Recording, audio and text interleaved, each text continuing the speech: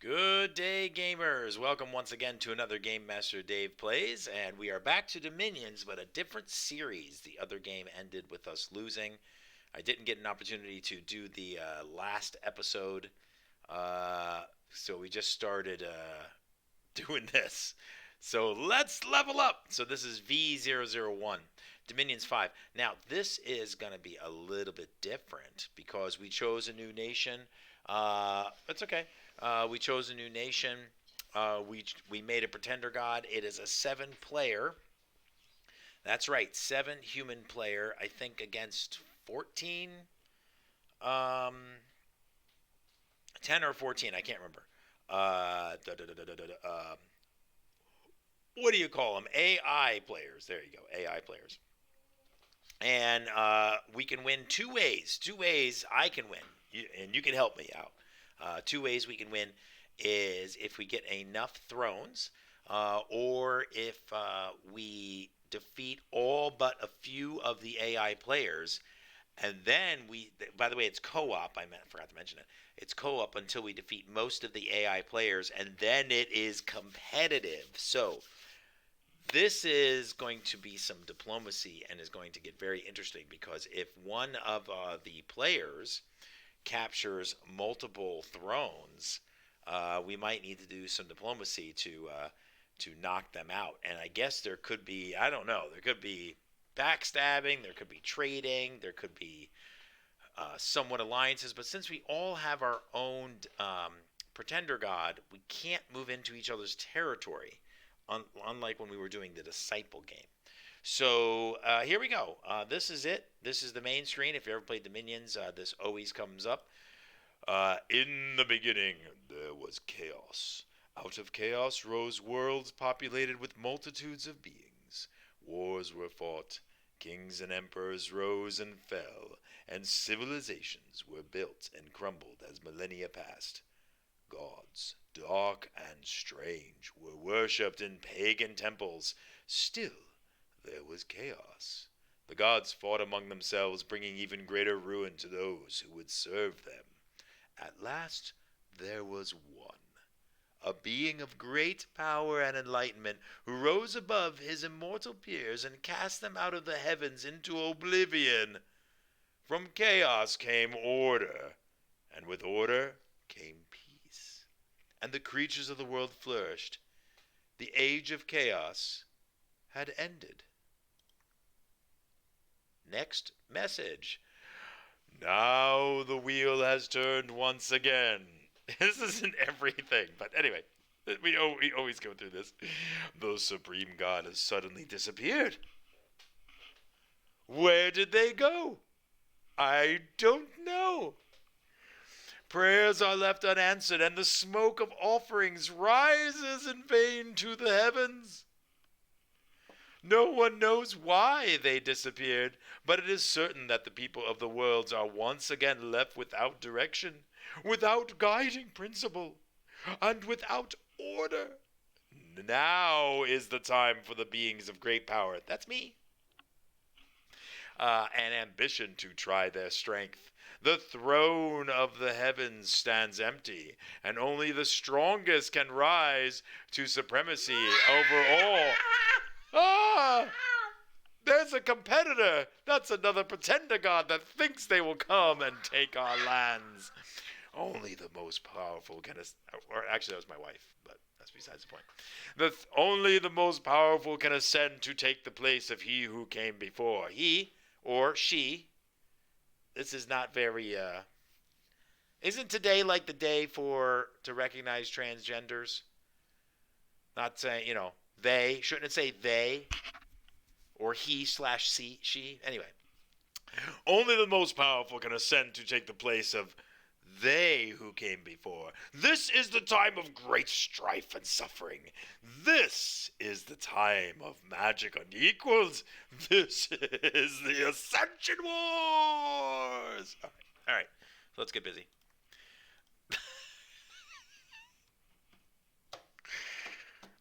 I'm having a good time. I don't know about anybody else. Chat is open.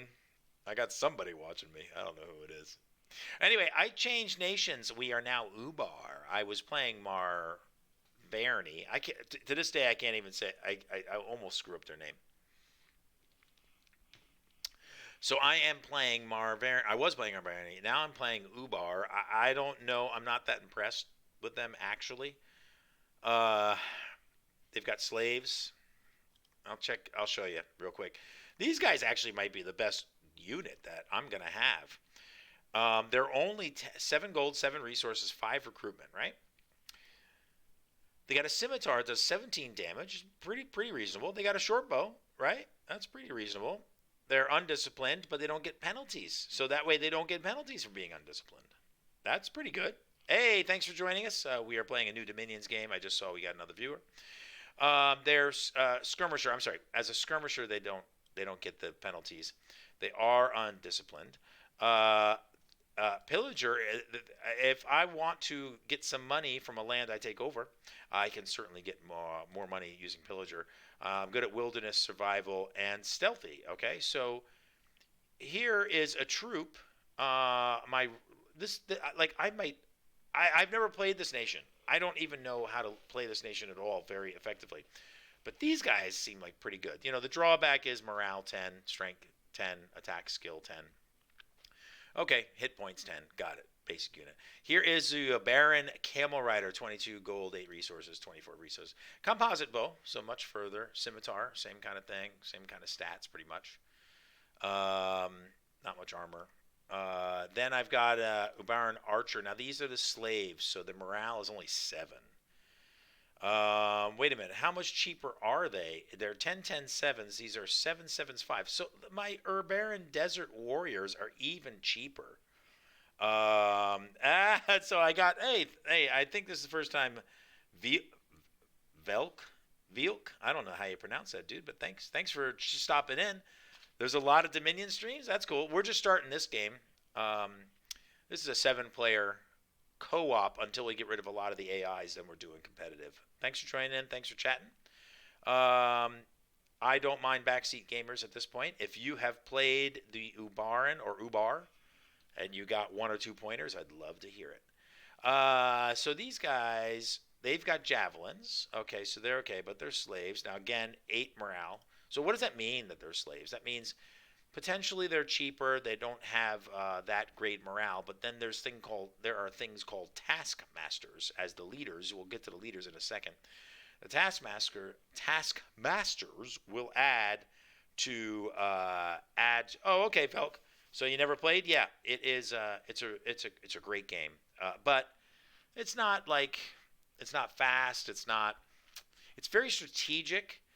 And it has some very unique features, which I think has stopped it being very popular. A lot of people don't like it because you give orders to your troops, but when you do the battles, you don't control your troops. You tell them where you want them to be positioned. You tell them what spells to cast. You tell them whether they want to attack on the left flank, the right flank, whether you want to hold an attack, whether you want to go straight in, whether you want to shoot. But once the battle starts, it just runs, and it is like a 4x game. You'll see. So if you want to, Velt, give me a follow. I will be streaming this probably 4 or 5 times a week at different times. Check out a couple videos when I do it. I've also got a YouTube channel, Game Master Dave, Game Master, and then DAVE for Dave. You can check out YouTube channels there if you decide.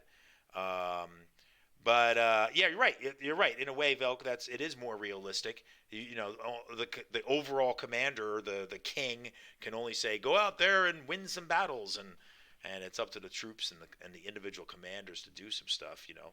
But anyway, give me a follow if you want to. I'll be doing some videos this whole week until we finish this game. It'll probably be a couple months actually. And then if you don't like what we do, you know, then unfollow us. I got no problem with that. You know, check it out if you want, or go to that YouTube, Game Master Dave. All right, so Brazen Guard is my next troop up. Now the Brazen Guard is 14 gold, 18 resources, 14 recruitment points, so pretty expensive. They're still a slave. They can get the Taskmaster. They're really good at bodyguards. We're just going over our troops here at the beginning because this is the first episode. We're not going to spend any amount of time on the troops later on. At least they got bronze armor, so those are pretty good.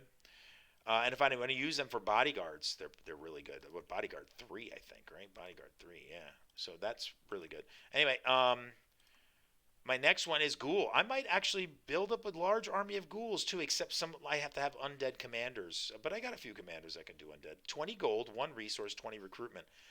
Look at all the stuff they have. First of all, 12 hit points, not good. Protection 2, not good. Attack skills horrible, not good. All right, but they have regeneration. They are fire resistant, poison resistant, magic beams. They don't eat anything, so my troops they won't have to eat any supplies. They're stealthy. They have iron vulnerability, which is bad. They have vulnerability to salt, which is bad. They're a demon. Okay, so they are vulnerable for against powerful priests. Okay, that's bad. They have wasteland survival, and they have spirit sight, which is cool. Spirit sight makes it possible to see into the spirit realm and see the true essence of beings. So they can see in full darkness and stuff like that. So there's some detriments, but and then this is my other regular troop, Jin Warrior. I'm also wondering. I might have to once I get a couple more fortifications and I get some income. I think I might have to make a unit of Jin Warriors and just see how they do. It's 50 gold, 23 resources, 27 reinforcement, but they're shock resistant, fire resistant, susceptible to cold, which is annoying because my god is a cold god. Oh no, I did. That was the other one I was doing, right? I think my god is a cold god. Now I got my best troops are fire. Maybe I made a big mistake. It's ethereal, which is fantastic for defense. It's got glamour, which is fantastic for defense. It's unseen. Unseen units are invisible until wounded. That's like nuts. All right. So in combat, invisibility means that it's -10 to their attack skill unless they have spirit sight. Iron vulnerability, salt vulnerability, wasteland survival, spirit sight. Magic power 1, so they're more powerful in provinces with magic, and they're immune to storm stuff. They don't have a magic weapon, only 18 attack. But hey, pretty wild. This is my scout, pretty standard. Ubar commander, 60 units, pretty standard. This is my leader up here. This is something I've never played with before. Look, tax collector. I have no idea what that is. It looks like you get more tax. If I can trace a path to a friendly fort. Okay. I'll take it. I'll make some to get some money. Kahin. Taskmaster +1. Okay. Priest with an additional random spell level. So that I thought that was neat. Taskmaster +2. 1 fire level, 1 priest level, and a random. 13 research. Human Sahir, Taskmaster +1. This is more like your basic mage in a way. Now these guys, look at these guys. 260 gold though, 1 resource. Whoa! Starts out with fire 2, air 2, and 1 random. 15 research, ethereal, unseen, Taskmaster +1. That's not that great. All that other stuff we talked about. Undead. Oh, can't lead undead. Uh-oh. Wait, I got a problem. I don't think I have anybody that can lead undead. Uh-oh. Are these guys considered undead? Because if they are, we're toast. It didn't say undead, right? What does that mean? Oh, it's a demon. Oh, good. Okay. Is demons undead? Oh, I hope not. Oh, there goes my whole strategy. Auto lose. Okay, here's Jin Emir.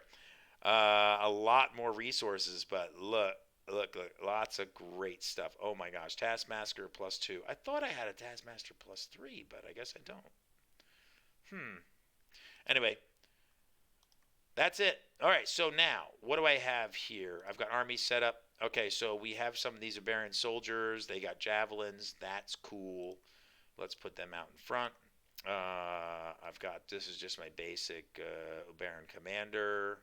He's a Taskmaster +2. That's pretty good, actually. Wait a minute, what's this other thing? Oh, inspirational -1. What are you doing, dude? It's got a -1.